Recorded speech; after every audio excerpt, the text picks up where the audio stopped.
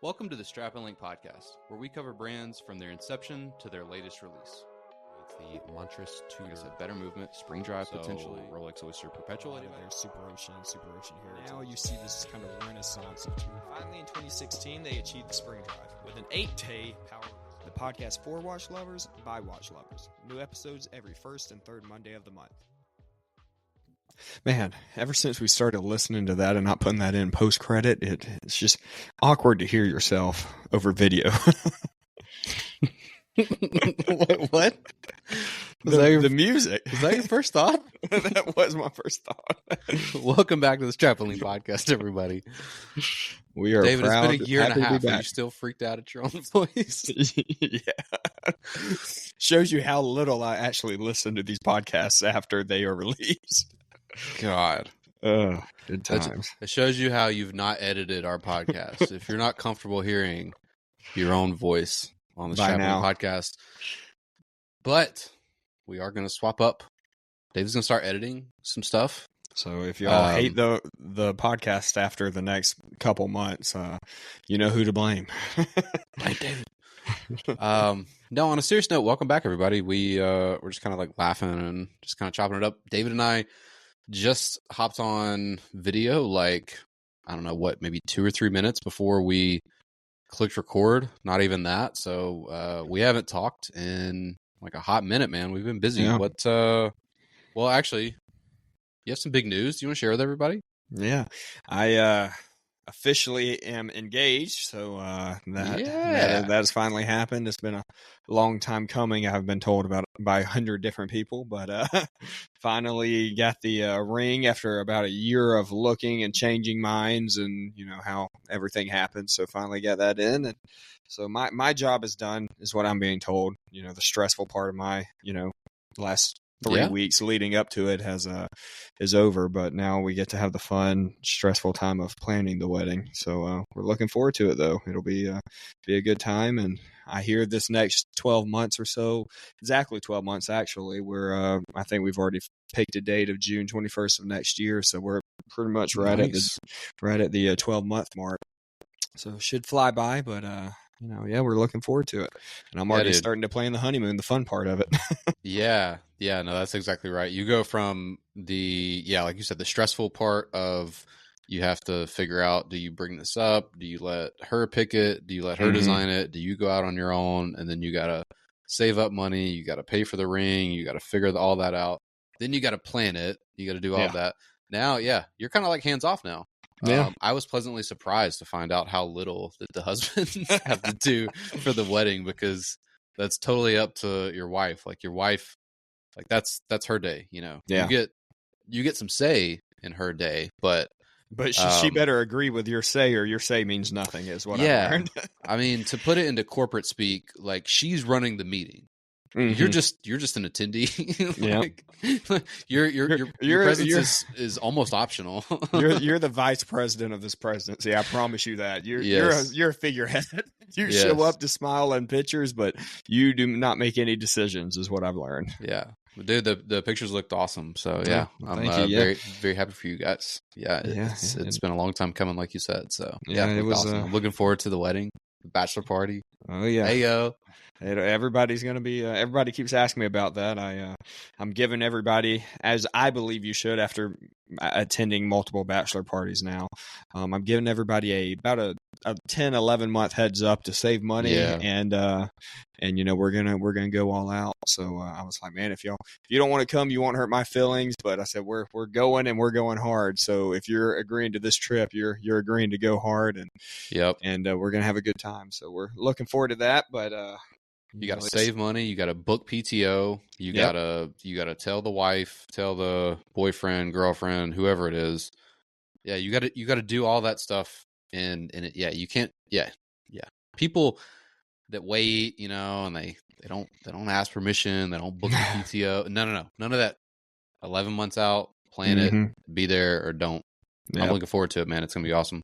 Yeah, exactly. Yeah, and we already talking about, wedding watches as you should. I'm like, man, I'm trying to decide what to wear when that day comes. As most of you know, most of my, especially nicer watches, have a blue tone to it. And, I always thought, well, maybe doing a navy blue suit, but now I'm really kind of leaning towards more black tie everything. So maybe a black tux. And so now I've got to figure out what I'm going to wear with a black tux. And, it's fun. It's fun nice, to pick and choose and figure something out for her. I don't know if she'd wear a watch on the wedding day because she's not really a watch girl, but still getting her some sort of gift in that aspect. You should put that watch on your wrist right there on her wrist.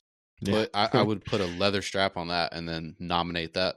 The Christopher Ward. Welcome back. You want to do a quick wrist check real quick? Yeah. This is the Christopher Ward watch that we've talked about in our podcast that they were the lucky C1 moon phase. Yeah, we're lucky enough to get it from these guys, and we wear it and rep it for them. Yeah, and it's Ashley was sitting in my watch box as we'll get into. These last few months have been crazy for both of us, but been sitting in my watch box for really probably that entire 2-month period. And I was like, this is a perfect night. We're starting back the pod, doing a couple episodes, and this would be the perfect time to bring it back to the world. So it's such an underrated watch, and I think both of our collections. But it's beautiful, and every time I wear it, somebody is oohing and ahhing over it. See, that is a wedding watch because that's a watch that people at the wedding, like they've seen a Submariner, they've seen the Omega Speedmaster, all the popular ones that people that aren't really big into watches. Like if you know about a model, these people have already been there, done that, seen that. They've got like 5 in their collection, so that's a cool watch where. I think the retail cost on that is like $2,400 or $2,200. But if you didn't know any better, and again, you're in a setting like that, someone sees it, they're estimating a much rarer type of a watch. It's got an awesome dial to it. Yeah, very nice, and like I said, very underrated. And when I don't wear it, I see it, and I mean, how, especially again these last few months traveling, trying to just take a couple watches with you, it just never really made the cut. But now that I've been wearing it for a few hours, I love the comfortability of this bracelet. That's on it.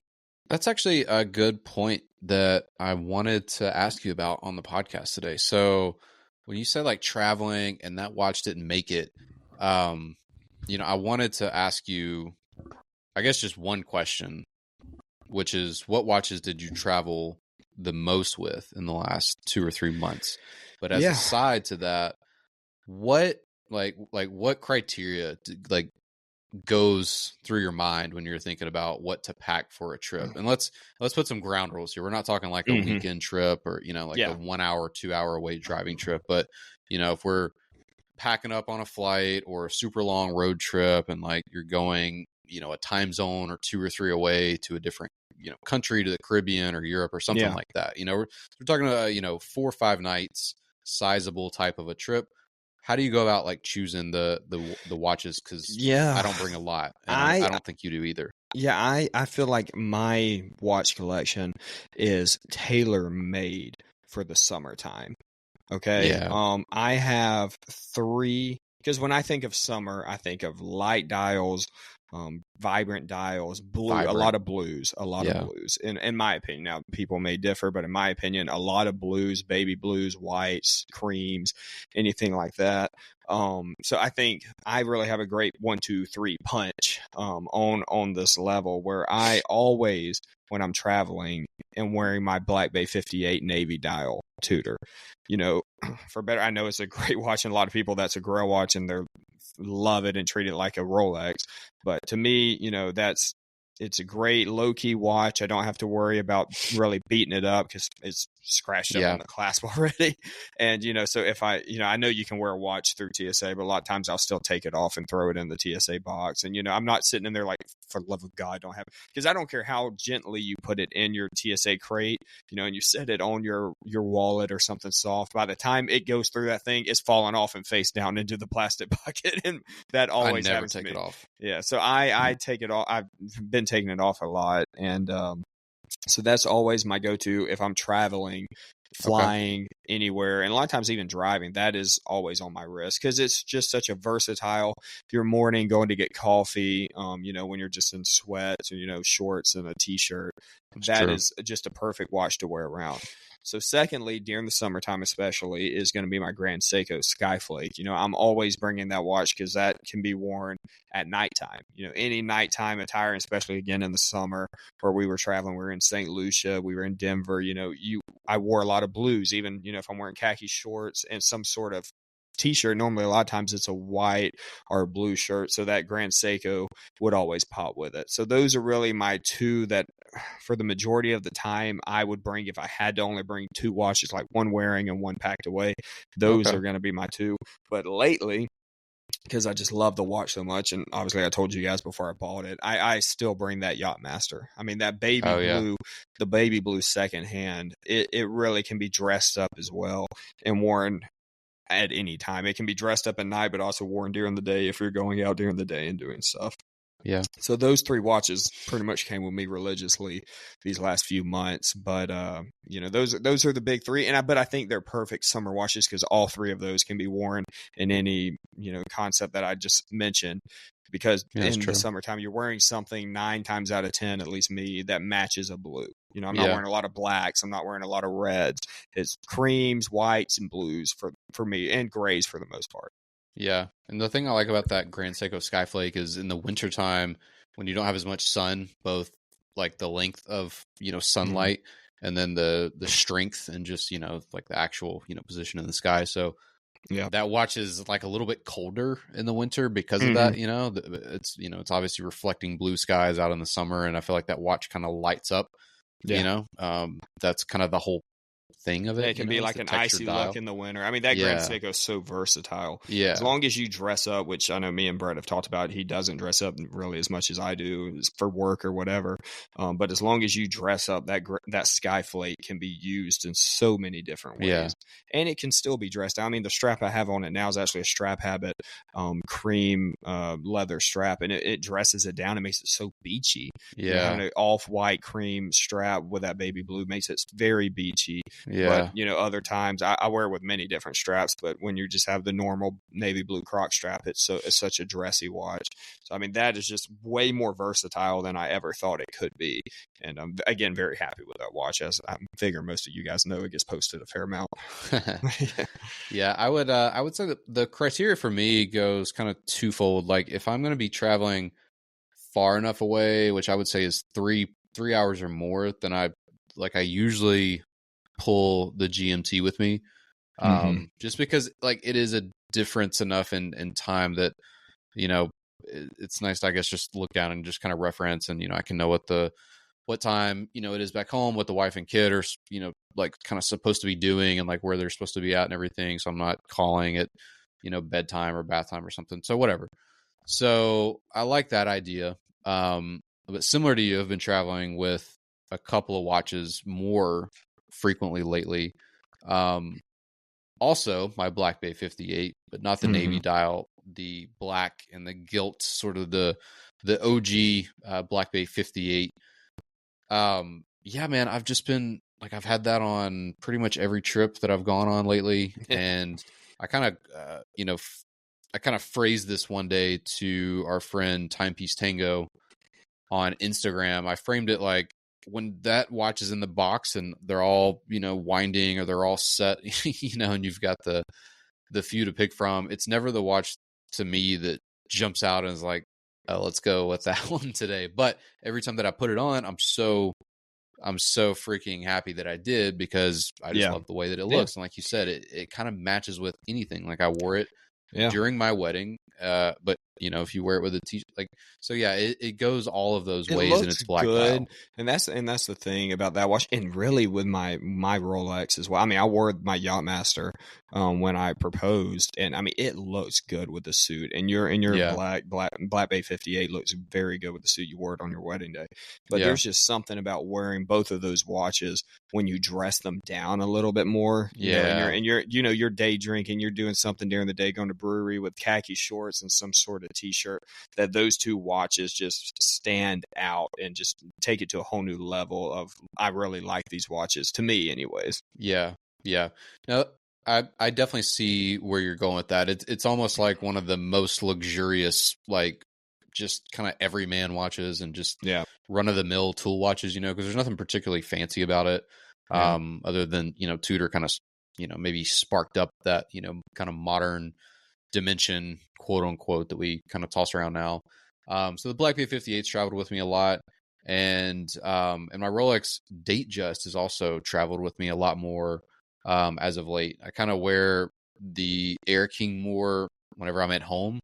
It's just a lot more applicable to where I'm normally at, but traveling and going to different events, meeting people, especially weddings and, things like that, which we've had a ton of over the last 2 or 3 months. So that's a perfect watch for that because, to your point, it kind of fits with anything, and it's definitely an elevated, dressed up version, and definitely the most dressed up option in my case. So, but yeah, I was just kind of curious to know that, and like I said, kind of what goes through your mind, because few people travel with, I think, more than like 2 or 3 watches. Like 3 is probably the most I've ever traveled with. Yeah.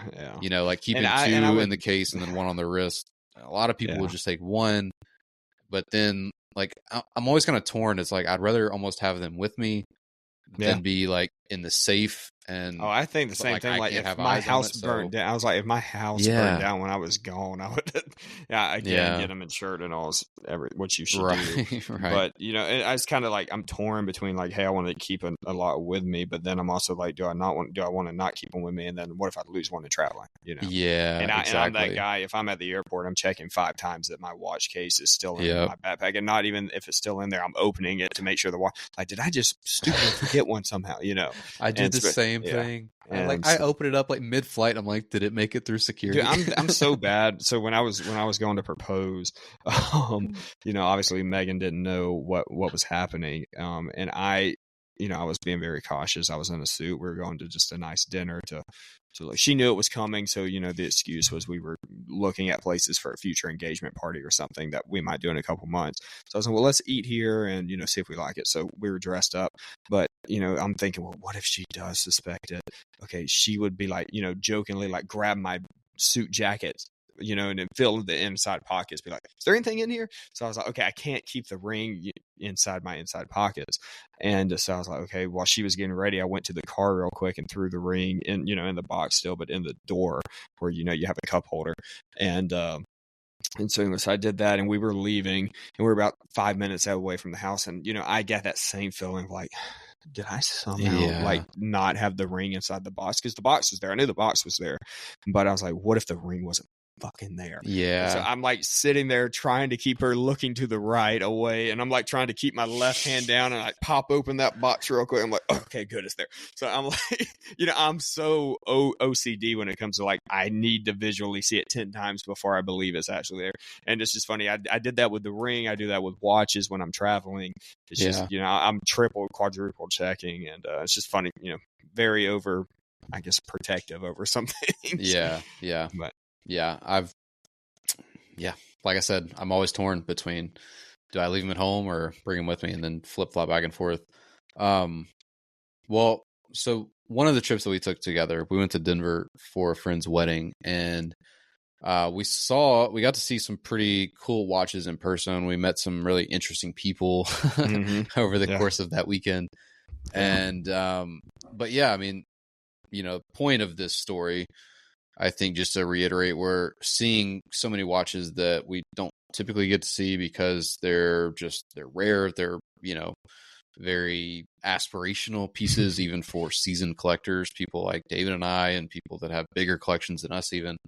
But then also from the perspective of, I think you see some interesting choices that are made by people that have a really sprawling collection. Talking about Sean, David, here in this case. And so just talk about like some of the rare watches, a couple of Royal Oaks, an IWC Portugueser. Those are 2 that stood out to me. I don't know if you recalled any other particular ones, but those 2 again what stood out to me is again how we talk about, you have the guys that that only want to wear Rolexes because the standard. This is what I want people to know. I own a Rolex, and talking to some people in this case that had 5 or 6 Royal Oaks. I think they had every Rolex GMT that was made. But the fact he shows up every day and we're talking to him, about watches and things, and man, he's like, man, I just love IWC. The standard of, hey, I have what the superficial people want me to have. He's like, I don't give a crap that it stays in my closet. He's like, I love IWC, the Portuguese, or the complete calendar. He loved his Hublot, all those different those brands that really nobody really wants to talk about and wants to be superficial towards and hate on. And that's what I really like, and that's when you're talking to a truly honest watch collector, in my opinion, a guy that hey, if you want to, we asked, can we see the pictures of whatever he had, and he'll show, but he's not somebody that's trying to throw it in your face and be like, I wear this and I only wear this because this is what people expect me to wear. And so I think that, again, those are the people that we like being friends with in the watch community. And I think me and Brett maybe on, but definitely off camera, I've had these conversations about a lot of very not stuck up people, maybe isn't the right word, but there are a lot of people that try to run with the Joneses and maybe sometimes can't in any community. I mean, I don't care if it's the watch community, in your neighborhood, there's people that are trying to do that, and always trying to find those honest people, and really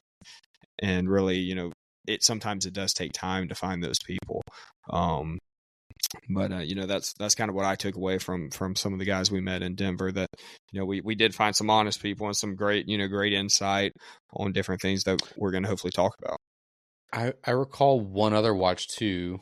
Our friend Jonathan, who actually got married. Yeah, remember he was wearing a JLC, a fancy lugs. So he had a vintage JLC from, I think he said that was his father's watch. Grandfather's or something. I think it was grandfather's. Yeah. Got it. Yeah. Okay. So grandfather's watch on the wedding day. That's an awesome story. That's a story that we love to hear around here. It's kind of, the type of thing that we talked a lot about when we first started up this show. So very cool to see that. Like I said, it was a fancy lugs, which is, I've kind of come to learn a little bit, or at least just become familiar with those models over the last year or so, and very very very old, not just classic, but very old, meaning like going back to 40s, pocket watch almost designs. Like 40s. I think the and one 50s. He was in the 1940s. Was the one he was wearing. It was. So like super just. You just don't see it a lot. So to actually see one in the metal like that being worn again on a wedding day was really awesome. We saw, like we said, the Royal Oak,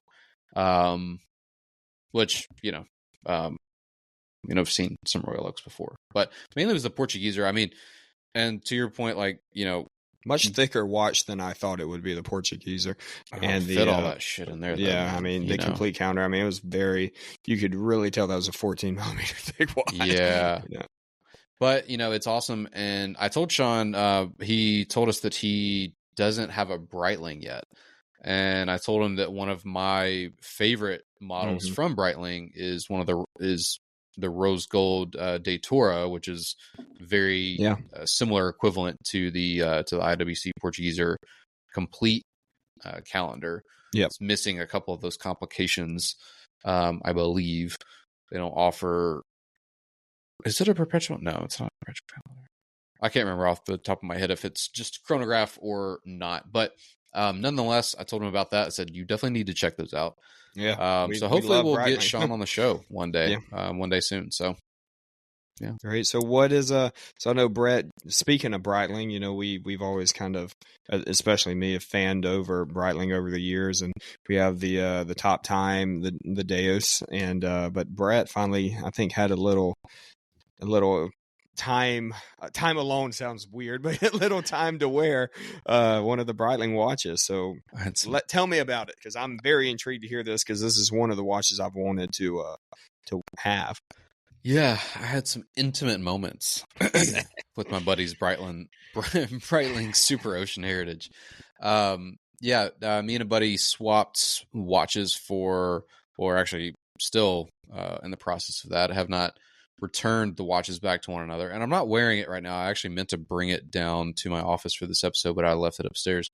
But yeah, no, we were just hanging out at the pool, and I was wearing my Black Bay 58, and we both had our watches, on in the water. And I think my buddy just saw me kind of looking at it and asked to see it, so we swapped right then and there, and just kind of walked out like, hey, I'll flip it back to you in a week or so. So yeah, and this was it's the SuperOcean, not the Heritage, right? Just the Breitling SuperOcean.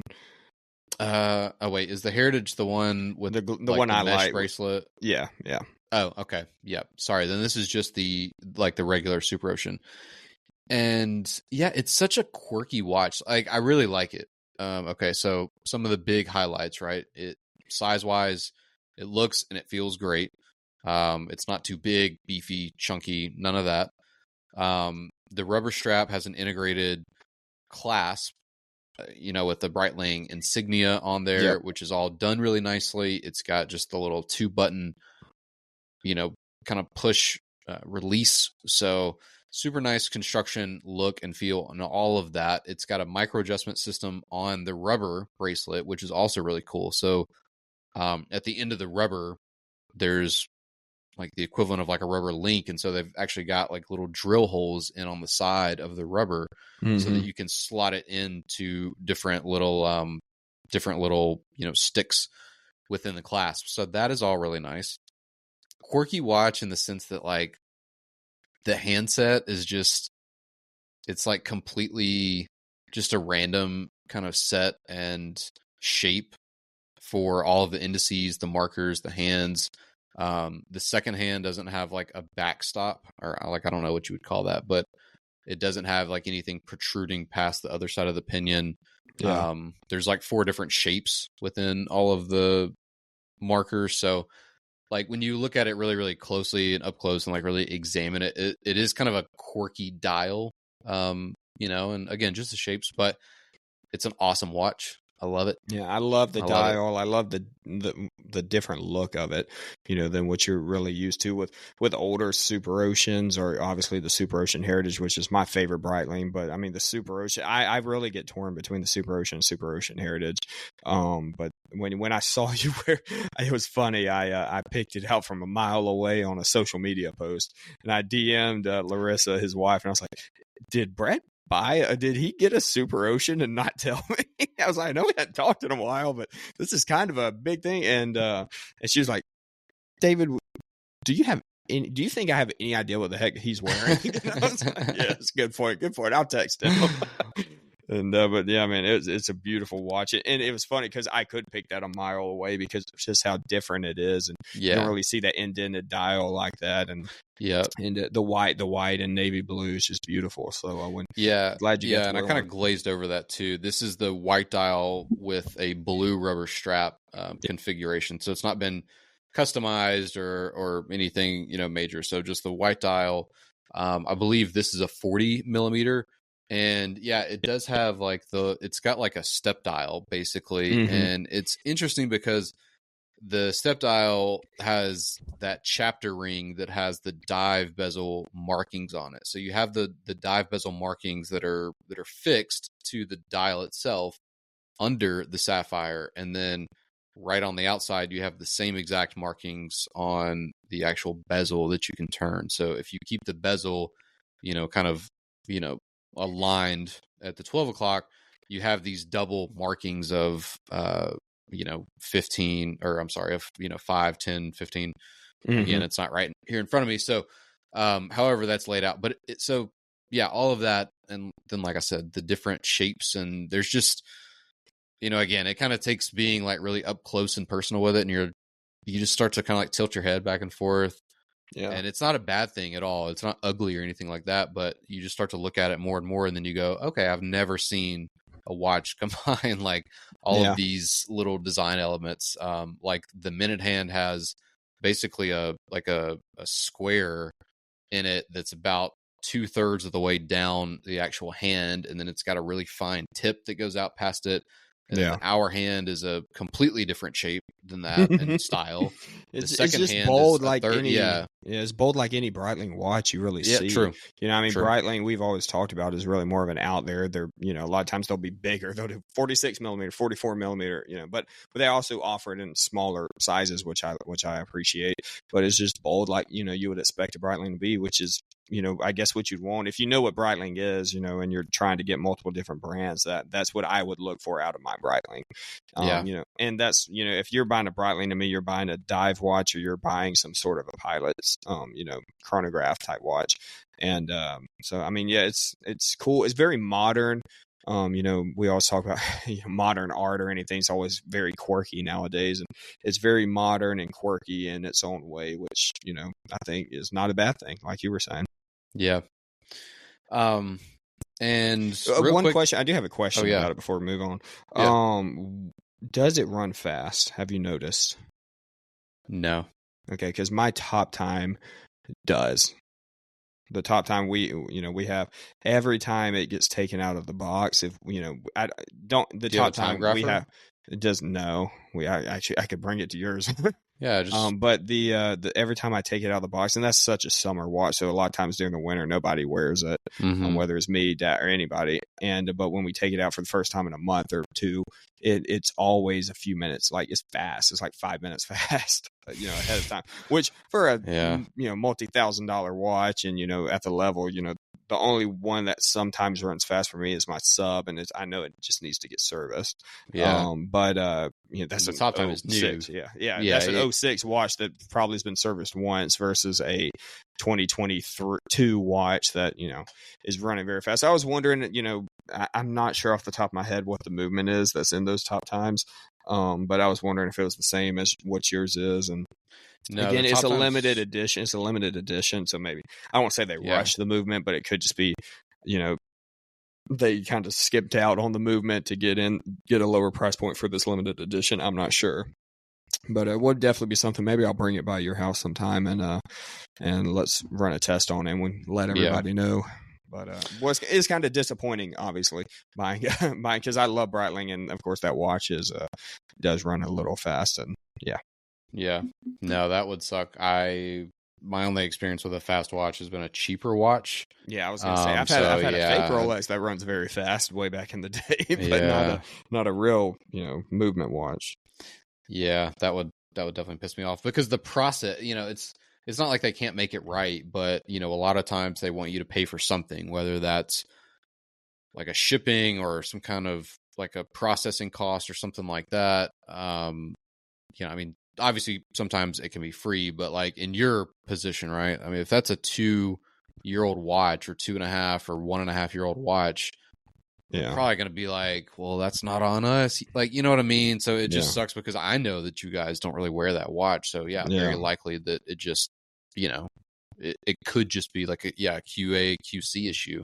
Yeah. But like I was saying, it's just not what you want to deal with because then it's months of waiting. Luckily, it's not like your one watch. That would really suck, you know, for someone that's got like a 1 or 2 watch collection. Exactly. It says this watch is with the Breitling Caliber 23 using the ETA 7753 as its base. So it's an ETA movement, which we all figure a lot of Breitlings are. It could just be magnetized too. I mean, it could have got really badly magnetized some way, somehow. Yeah, but we'll definitely. I'm definitely gonna talk and get that watch, and I'll bring it over to your place at some point in the next month or two, and test it out for you guys. Because I mean, I think that's interesting, something that you guys would want to know, and especially if you're looking at one of the top time editions, whether it's the Corvette, the Deus like we have, or you know something else. Yeah. I was gonna say real quick before we move on to kind of the last thing our last topic. I saw this on Instagram earlier today, and so then I got really excited about it. And then my wife said, "Let's go to the store, or I'm sorry, to the mall that has the watch store." I don't want to get specific here. So, I saw the Tag Heuer Aqua Racer 300, the new GMT that was released recently. I have honestly been so far out of watch news and social media over the last 3 months If you're an Instagram follower of ours, you probably know that. So I'm not sure if this was released like yesterday or a month and a half ago, but the highlights of it are it's a Tag Heuer COSC certified movement. I'm not sure if they have had a COSC certified movement before or if that's just kind of rare. But they've got GMTs within the Aqua Racer lineup, which is pretty cool. Again, without doing research on this, I'm not sure if that's a first or not. They've got kind of a new sort of an updated ocean wave type of a textured pattern for $4,200. So in terms of, I think, value, pretty good. I will say I went and I tried it on today. It's a handsome watch, but it didn't like move the needle for me. Not the way that like a glass box does, or even the way that like a Monaco does. Because sometimes you put a Monaco on and you just go, wow, this is really like super unique. You know, and even if it's not your thing, it sort of it sort of attracts some interest. This watch was just like, I wanted to be so much more. So we don't really have to talk much about this, but I just wanted to give that's how Tag is. That's how Tag is to me about a lot of their watches, other than those two you just mentioned. I mean, I love the glass box, which again is a more simplistic, I guess, watch. You think about any of the Carreras or anything like that. They're great watches. They look good. It's just price point wise, do you want to spend $2,000-$3,000 on that, or do you want to spend it on an Oris or Rado, something like that? So I mean, those are just decisions everybody has to make. But the Monacos, to me, the Tag Monacos are still just, if I was to buy a Tag, I would want to buy that because that just that is, I know it's not as popular, but to me, that's what I equate Tag with. If you want something specific to Tag, kind of like Rolex with the sub, that's what they, make, blah, blah, blah. They're GMTs. The Tag Monacos are just great watches. And I don't know where I'm going with this, but that's what nothing's going to stand up to that. They would have to come up with something very crazy to really dethrone that, in my personal opinion. Yeah. I bought my wife a Carrera, and it's a ladies and all that, but it's an awesome watch. I mean, it's really, really well made. It's got an opaline dial, and I could go on and on, but it's just a classic 3-hand Carrera. And I think like value for the money, I mean, it's very high value for the money. Because again, it's, these are, I mean, you can get these watches $2,500, $3,500 brand new retail from Tag with, automatic mechanical movements. And so, and again, like I said, they look good. They're not, these weird, funky designs. Like I know a lot of their sports watches can be. So, anyway, moving on from Tag Heuer. I think you wanted to bring up this next topic. There was your favorite athlete ever. Your favorite athlete there ever. was something I've noticed and I know a lot of our listeners are from Atlanta and probably don't really care for this guy. But there was something I've been noticing, a trend this year, and I just wanted to point out just a couple watches from Tom Brady, the best quarterback of all time. Sorry, Atlanta Falcons, 28-3. But there are just some of these watches that have been coming out that I don't know if everybody, I think, and their mother has watched the Tom Brady roast that was on Netflix. And the watch he was wearing on that was just a flying tourbillon with a platinum, AP flying tourbillon platinum with diamond bezels, and written on it was Tom Brady, one of one. I mean, I feel like this man is probably in the top 3 of greatest watch collections of all time. We always talk about Mark Wahlberg and guys like that, but some of these recent watches at the Grand Prix with the Richard Mille, if you have not seen the new Richard Mille RM52 with the skull, it's literally an empty watch with literally a skull center. I don't even know where the movement is on this thing, but if you look at the watch, it's literally see-through, other than the center has a skull where I guess the movement is, and then obviously the second and hour hand. But there are just a few of these watches that if you guys haven't been paying attention to, it would definitely, I think you could find them online. They're actually being posted fairly frequently. I've been seeing them all over Instagram and TikTok and different things.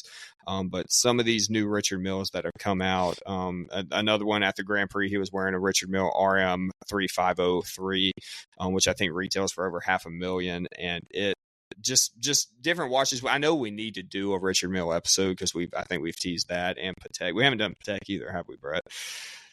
those two brands we should really probably dive deep into here towards the fall and into the year. But I just wanted to point out a few of these newer watches that come out, and it's always funny to me because you'll see Mark Wahlberg or Arnold Schwarzenegger or somebody that'll wear all these watches back to back to back. Tom Brady, Richard Mille, AP, Patek, and then at his Hall of Fame thing the other day, he just wore a Rolex Daytona Panda, and I was like, man, that's a man of the people. It's pretty bad when you're like a $30,000-$40,000 watch that you can find on Chrono, and you're thinking, man, he's being very subtle today, and but yeah. A quick fleeting thought. I saw 4 steel bezel Daytonas today used at the watch store. 4. Yeah. And 2 were yellow gold. So, all right. So this is interesting. So you talked about Mark Wahlberg, the Terminator, and like Sylvester Stallone is a huge watch collector too. So but like, at what point is it impressive for a celebrity to be a watch collector? Because like if I had all of that money and influence, like I could get AP to make a 1 of 1, and then like that makes me now somehow like untouchable as like a collector, but you were starting as like untouchable compared to a common man. So who do you think have the top 3 coolest watch collection? It just off the top of your head. Obviously we have done no research on this, so no, I'm sure we're forgetting guys, but when you think of like if somebody came up to me, what are 3 celebrities that have the coolest watch collections that you know of? I mean, there are 3 that come to me, and Tom Brady is one of them, and obviously maybe that's recency bias with me, and I'm a fan of the guy, but I mean, if you look at his list, because it's so spread out, like, okay, this is a guy that won't be on my top 3, but he has a great watch collection. It's Kevin Hart. Kevin Hart has 150 APs in Patek, but really all of his watches he's ever seen with his AP. I get it, he probably has a deal with those guys. Yeah, but I think to me, in the public perception, the man just has a million AP. I mean, he has a $10 million watch collection, I'm sure, but they're all freaking AP. Where Tom Brady and these other 2 guys, they have $10 million, $100 million watch collections. But at least I feel like they put in the effort to find different brands and get awesome watches from different brands. So, do you want me to go ahead and tell you my 3, and then you see if you agree, add any more in there? But yeah, sure. Yeah, Tom Brady would definitely be on me. Then Mark Wahlberg, and then the third one I think would have to be Kevin O'Leary. Kevin O'Leary, okay. Yeah, obviously he's known with his red strap on everything, but his watches are different watches. Those are the big 3 to me. If I think, Mark Wahlberg always has every, the Tiffany Patek and all these different watches. Yeah. Is there any other ones that really come to your mind off the top of your head? Kevin O'Leary crossed my mind, but I don't know why I didn't speak up about that. Yeah, no, Kevin O'Leary is definitely up there because I think that he really kind of nerds out on like how the stuff is done and made to a certain extent, right? Like Teddy Baldessar is the best example of that, right? But he doesn't have the pockets that Kevin O'Leary has, and sometimes also that's like his job. I feel like those 3 guys, they're famous over other things, and this is just their hobby. Too. And so not to discount Teddy, but still, right.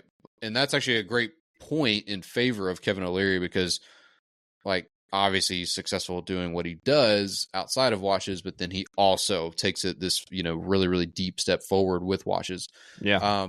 But yeah, no, Kevin O'Leary is a great example. I really don't know like many, like famous, like I'm sure that I know 100 people famously that I've seen in movies and stand-ups and all this stuff that I love and probably never knew that they're a watch collector. Like Aziz Ansari, I know he has famously, or maybe kind of not famously, a 1950s era Rolex Submariner that like the Tudor Black Bay was very similarly kind of modeled off of, and some of the older Tudor subs too. So like I think that's really cool, right?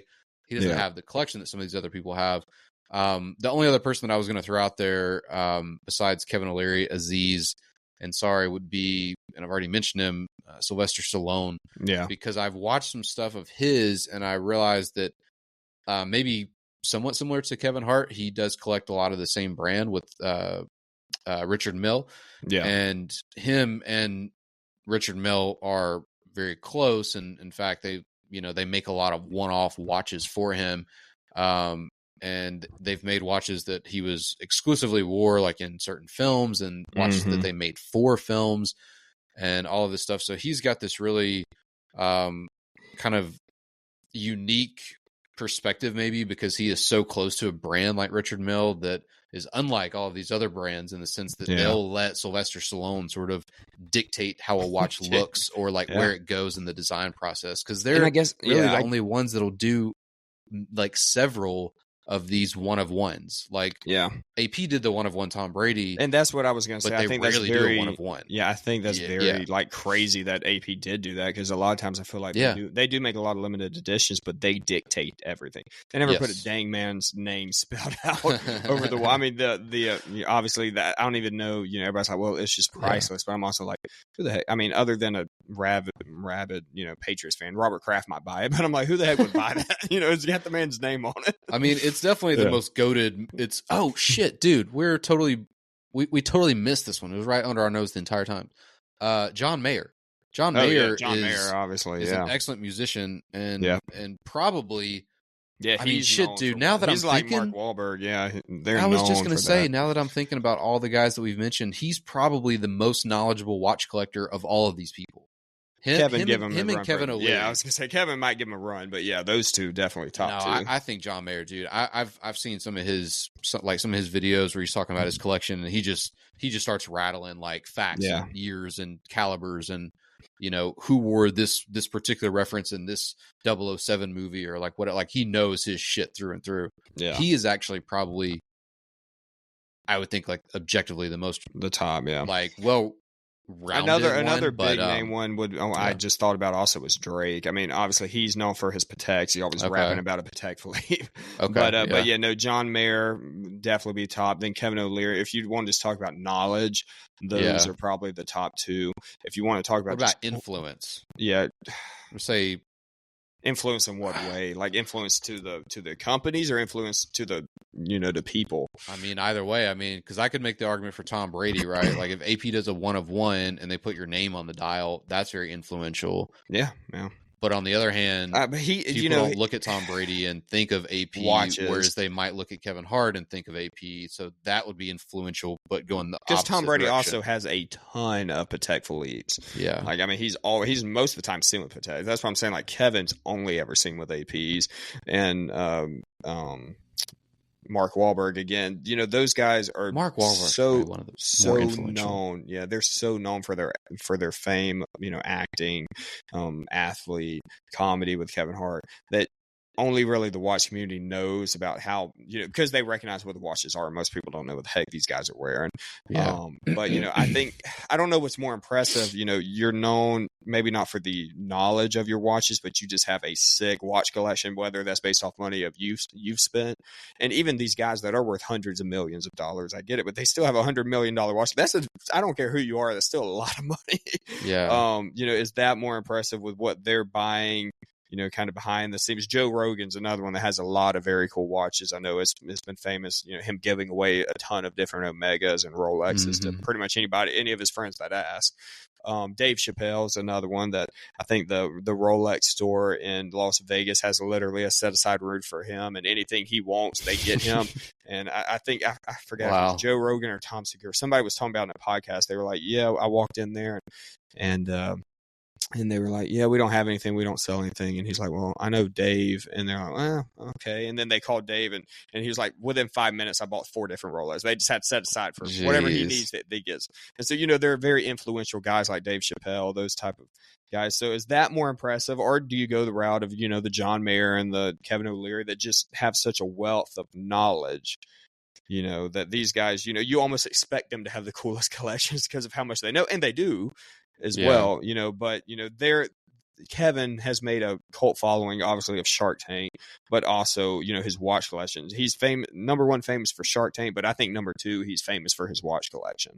That's where he gets a lot of his views, a lot of his social media output is always about watches. So, they're and John Mayer as well, they're very much leaning into their watch. Or you just have the guys that kind of keep it low key, but if you know what you're looking for, you're like, holy shit, these guys collections, like the Dave Chappelle and the Mark Wahlberg, those type of guys. So it's cool to see different, aspects of people's watch collections. And I'm sure when they get together, they can all nerd out about everything they have. But yeah.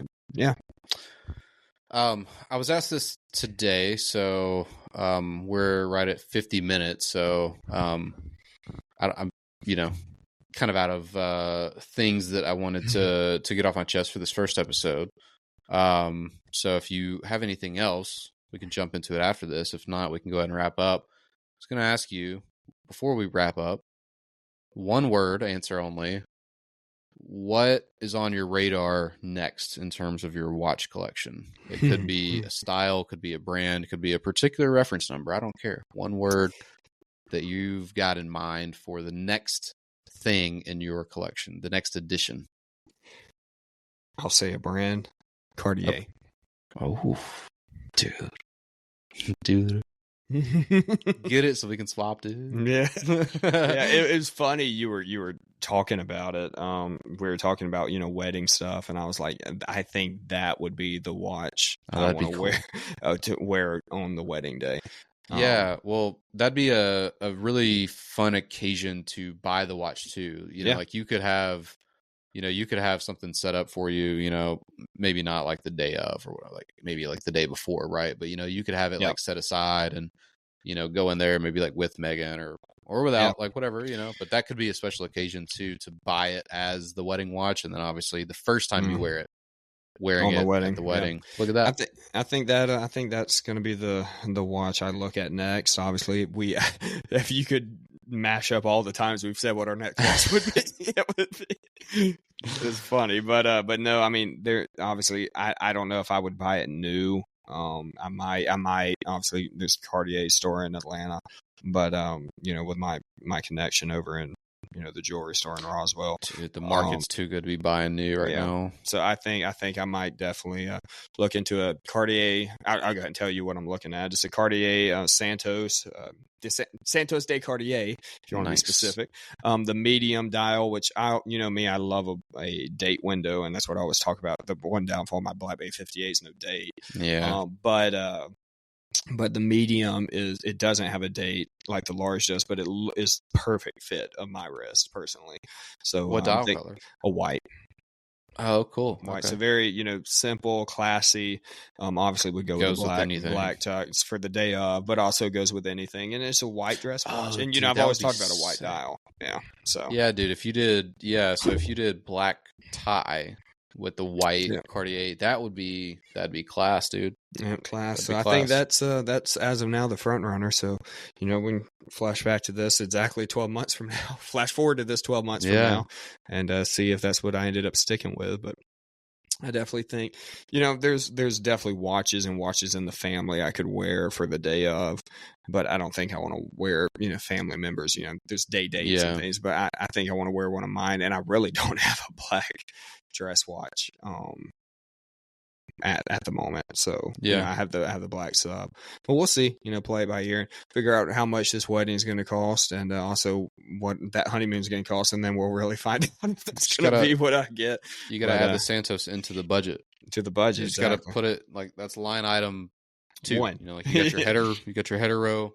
Yeah, and then first order of business. Megan thinks about that. Let's go source a Santos. That's why. I mean, they're new. I think going for $7,000. Shit, dude. But I think I'll definitely go aftermarket on that and see if I can get something closer to that 5 range. And I think that'll definitely be if I can make it happen. That'll be the watch. Yeah. Hopefully, I like you said, it'll be classy. I've wanted a Cartier, but Cartier is one of those watches where I know I don't want to talk bad about Cartier after saying I want one, but I know the movement isn't up to par with a lot of the cool movements you could get for $7,000. So I think that's why I'm like, okay, this would definitely be a watch I'd be interested in getting aftermarket. Yeah, because you're just paying a premium for the name, fashion, for a luxury and so / a fashion brand. Yeah, you can look at my collection over here of watches I never wear. That's about 14 of them that are Gucci, Versace, different fashion brands. I'm like, okay, so you're telling me the difference is there's a difference here. There's really, I mean, I get it. One's automatic, one's quartz, but I'm like, there's really is a fashion brand. If you have a Gucci, a Versace bag, a Gucci bag, Louis Vuitton bag, we've talked about those watches as well. They're all kind of the same in the fashion world, but when you get to watches, they're just completely supposed to be different. One's $1,000, one's $7,000. That's a 700% increase it's crazy to me. So, but obviously Cartier is a great brand, so I'm thinking that's the way to lean. I love good Cartier. What about you? All right, give me your one word that turns into 5 minutes.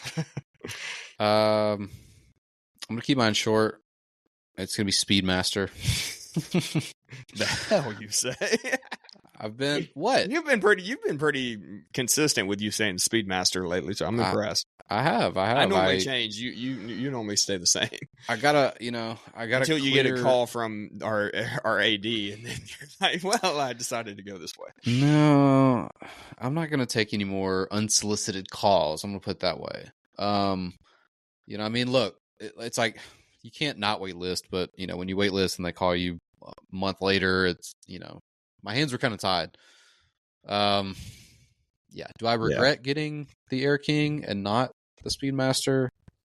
Well, I just have to come and listen to the next episode. That's called foreshadowing, people. That's called foreshadowing.